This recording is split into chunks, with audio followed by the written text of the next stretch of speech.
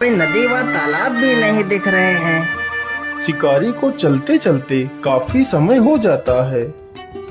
मुझे लगता है वहाँ पर कोई झरना है। हाँ हाँ, जल्दी से चलकर देख लेते हैं। अरे वाह, यहाँ तो एक झरना है। चलो जल्दी से पानी पी लेता हूँ।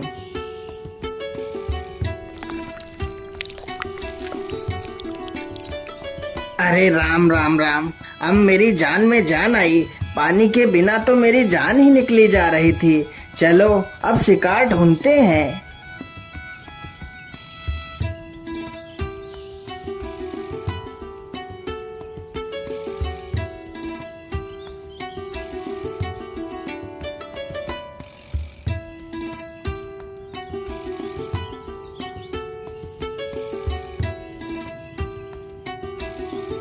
ओहो, यह इस पेड़ पर क्या बैठा है?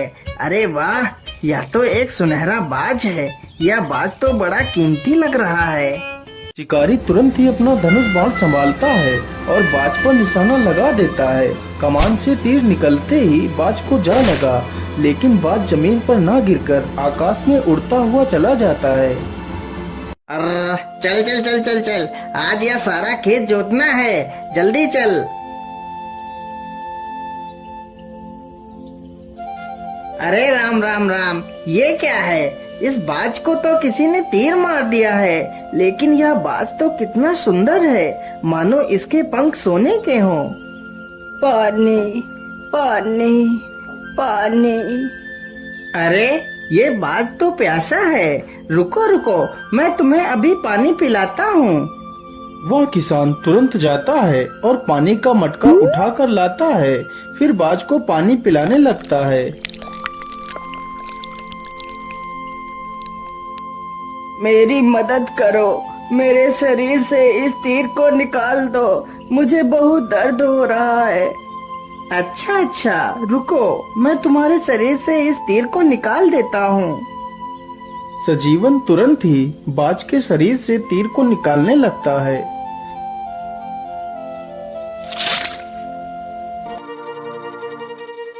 अरे राम राम राम, तीर निकालने के बाद तो खून निकलना बंद ही नहीं हो रहा है। चलो चलो मेरे घर चलो, मैं तुम्हारे शरीर पर दवाई लगा दूंगा, जिससे तुम स्वस्थ हो जाओगे। किसान तुरंत बाज को लेकर अपने घर जाता है और उसके शरीर पर दवाई का लेप करता है।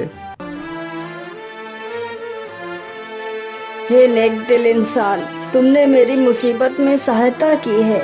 मैं तुम्हारा ये एहसान कभी नहीं चुका सकता। तुम्हें जब भी मेरी मदद की आवश्यकता पड़े तो मुझे जरूर याद करना। मैं तुम्हारे पास दौड़ा चलाऊंगा। इतना कहकर वह बाज वहाँ से चला जाता है। वह किसान लोगों की मजदूरी करके अपना पेट पालता था। धीरे धीरे इसी प्रकार गुजरता गया। अब वह किसान काफी बूढ़ा हो चुका था। अरे सजीवन दादा, आपको खेत जोतते जोतते पूरे 4 दिन हो गए हैं। अभी तक आपने मेरा खेत जोत ही नहीं पाया है। इतने दिनों में तो पूरे 4 खेतों की जुताई और हो जाती। क्या करूं मालिक, अब मुझसे जल्दी जल्दी काम नहीं हो पाता है। यदि काम नहीं हो पाता है तो जाकर अपने घर बैठिए। काम करने की कोई आवश्यकता नहीं है। बेटा, यदि मैं घर बैठ जाऊंगा तो खाऊंगा क्या? मुझे कुछ नहीं पता, तुमसे कोई काम नहीं करवाना। ये पकड़ो अपनी मजदूरी और जाओ यहाँ से। बेचारा सजीवन चुपचाप पैसे उठाकर अपने घर की ओर चला जाता है।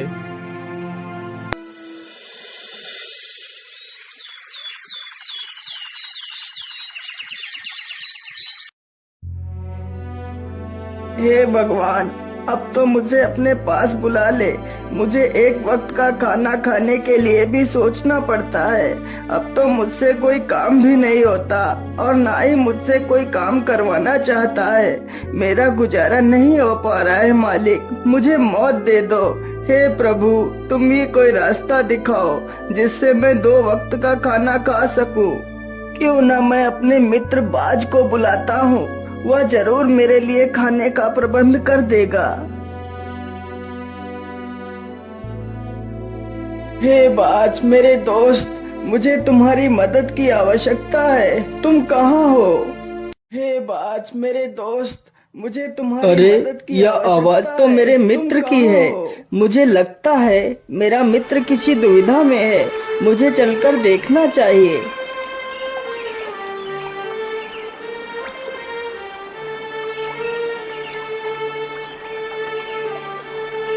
बोलिए मित्र, आपने मुझे याद किया। बोलिए क्या बात है। मेरे दोस्त, मैं बहुत मुसीबत में हूँ, मेरी सहायता करो। बोलो मित्र, तुम्हें क्या सहायता चाहिए। मेरे दोस्त, अब मैं बहुत बूढ़ा हो चुका हूँ, जिसकी वजह से अब मैं कोई काम भी नहीं कर पाता हूँ। आज मैंने 3 दिनों से कुछ भी नहीं खाया है। मेरे दोस्त, यदि तुम मेरे लिए रोज भोजन की व्यवस्था कर सको तो तुम्हारा बहुत एहसान होगा मुझ पर।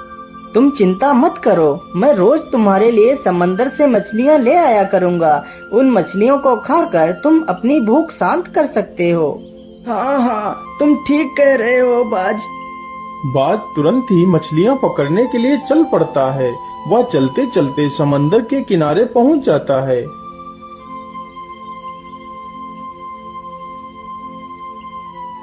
क्या करूं, कैसे मछली पकड़ूं? आज तो कोई भी मछली मुझे दिख ही नहीं रही है। सारी मछलियां जैसे गायब हो गई हों। अरे वो रही मछली। चलो चलो, जल्दी से इस मछली को पकड़ता हूँ।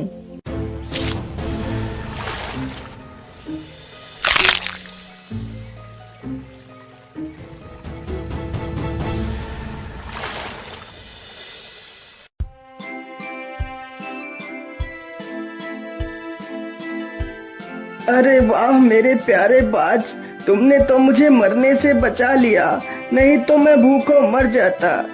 नहीं मेरे मित्र, मेरे रहते हुए तुम्हें चिंता करने की कोई आवश्यकता नहीं। मैं रोज इसी प्रकार तुम्हारे लिए मछलियाँ ला दिया करूँगा। इसी प्रकार बाज रोज मछलियां पकड़ कर लाता और उस बूढ़े व्यक्ति को देकर चला जाता।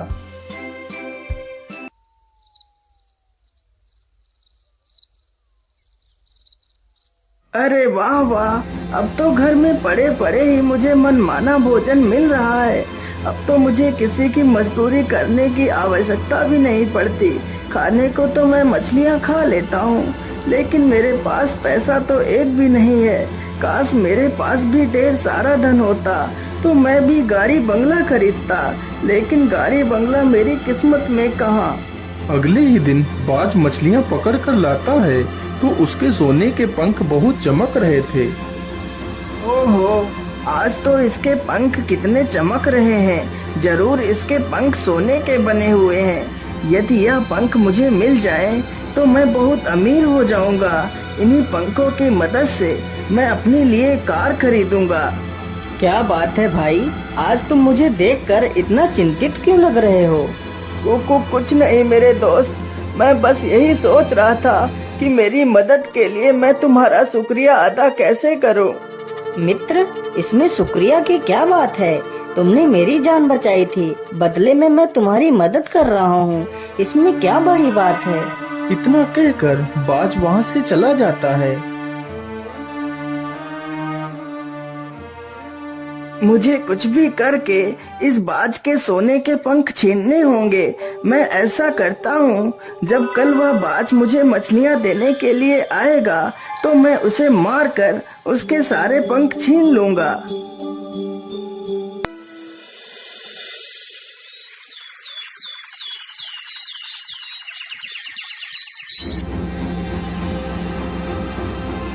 अगले ही दिन बाज जैसे ही मछलियां पकड़कर उसे देने के लिए आता है और वह जमीन पर बैठता है, तभी वह बूढ़ा व्यक्ति पीछे से आकर उस पर जोर से वार करता है और बाज को मार देता है।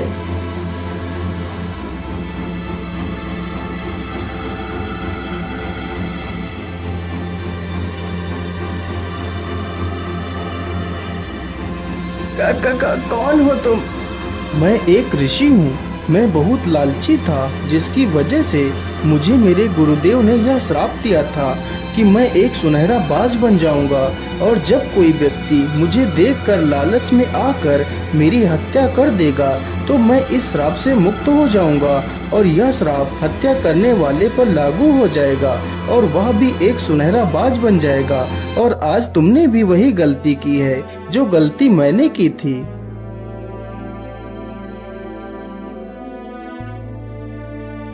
हे साधु बाबा, मुझसे बहुत बड़ी भूल हो गई है। अब मैं अपने वास्तविक शरीर को कैसे पाऊंगा? हे सुनहरे बाज, अब तुम भी किसी लालची व्यक्ति की तलाश करो। वह व्यक्ति ही